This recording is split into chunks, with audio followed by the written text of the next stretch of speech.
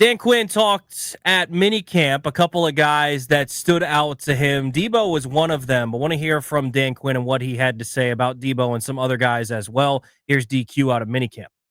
A number of them, honestly. Deebo, I think, has been very impressive to me for maybe a different reason than I thought. He was such a difficult person to tackle that you spend so much time. How are you going to tackle this person?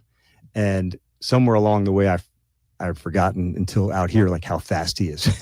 And so sometimes when you're playing against a receiver, you say, man, you better either get him at the line or you better be on top of him. With him, so many times there was so many, run after catch plays that we had a tackling plan. And how would you go about it? And then I can remember one time, like he just ran by somebody down the field on a deep ball. And I was like, yeah, I forgot about that. So it didn't surprise me, but it was like, maybe I missed talking about it to that space because it was easily reminded like he's one of the fastest players on the team. And I think that's interesting hearing him talk about that with Deebo, where sometimes you do forget that this guy can still scoot a little bit. I know some video was going around on Twitter and Commanders fans were, or maybe not even Commanders fans, more so people around the NFL were kind haters of clowning. were. Yeah, saying, oh, he looks slow, he looks out of shape, Because all this different stuff. It was an install period where they were just jogging it was through the routes. Yeah. And but that shows you how absolutely stupid some people really are. Yeah, 100%. And maybe they're just trying to troll, but regardless. Well, they got me a chance to call them stupid. George Kittle even came to Deebo's defense saying, look, man, he's not slow. This dude works and he's in shape and he's going to be fine. But, I think when you look at the way that they're going to use him this year, we talked about this yesterday. I think he's going to open up so much for this offense by his ability to get those screens on the outside, those bubbles, those simple smoke screens, and he's going to be able to take them the distance just because of that physicality. And I think sometimes people forget, he's a wide receiver by trade, but his body type isn't a wide receiver. I think that's sometimes what throws people off with, Dan Quinn's talking about the physicality, and so he forgets about the speed. And then some people focus on the speed, forget about the physicality, or they look at him and think that he's fat or whatever the issue may be. Man, listen. People got a lot of complaints about stuff. I've heard Nikki yesterday with us say how fast he was. I heard Dan Quinn say how fast he is. I watched him myself when he was running out there. Talk to other players and they talk about how fast he is. But somebody took a video of a man jogging in an install period, and everybody's trying to say the man is slow and fat. That's how stupid. That's what I hate about the social media world, And sometimes the people that put the videos out, you got to put some context with it, and you can alleviate some of the stupidity. Sure, and that's media people. Sure. You also know who looks slow in a jog through? Everybody. It's a jog through for a reason. Yeah. There were some other names that he threw out there as well. It wasn't necessarily in this clip, but there were some other names that he threw out in an earlier presser, and he was talking about some of the younger guys. We talked about this a little bit yesterday with Nikki. But Ben Sinnott was a name that he mentioned that kind of stood out. Jordan McGee is someone that stood out. I want to start with Sinnott, though. He's got a big chance to take a step forward this year as the second tight end. I don't know that anyone expected Zach Ertz to have the season that he had last year, where you brought in a wily vet who felt like he was on the last leg of his career, might be the last year of his career. And he came in and he was so reliable, so good. He was out there for all the games. He was very impressive. So having Ben Sinnott not have as impressive a rookie season as maybe you'd expect was just fine. But you need this guy to kind of step into a role. Nikki said that he looks bigger this year, which I think just from seeing him last year in training camp, I think he could have afforded to add a little bit of muscle, put on a little bit of bulk. And so doing that this offseason, I think is going to help him. But they went through a NFL weight program. Yeah. Everybody looked bigger when they got back this year. Yeah, of course. Well, nobody looked smaller.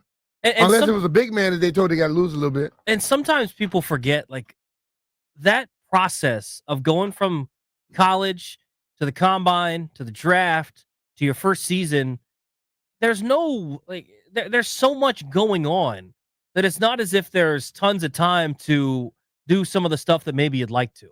There's so much going on. Not to say that you can't get better. Yeah. But if he needed to bulk up, that's not something you do before you run a 40, right? Like, well, I came into this thing at it was 198 pounds. I played my first year at 202. The next year, I was 209.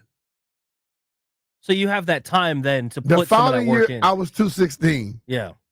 The 40 time did not go anywhere. It was still there or got a little better because I became stronger. And instead of gaining the 4 pounds early, then the next 7 pounds, and then the next 7 pounds again, it wasn't fat.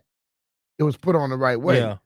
And you can pick speed up too because you get stronger, you get old. Like when you get older and you get into when you're coming in like 21, 22, you start hitting 23, 24, 25, you can really, really improve your speed. Yeah, you start getting some of that grown man Yes, strength, right? yes. Yeah. So And it helped out. I think with Sinnott, that's going to be huge for him this season to kind of take a step forward because he didn't do a whole lot last year.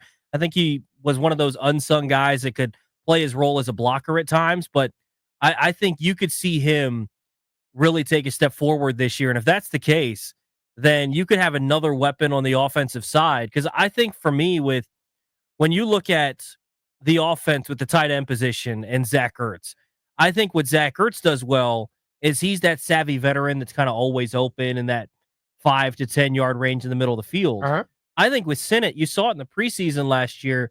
He maybe isn't as savvy a route runner, but he's someone that can be dynamic after the catch. Dynamic after the catch. He can block. He played great special teams.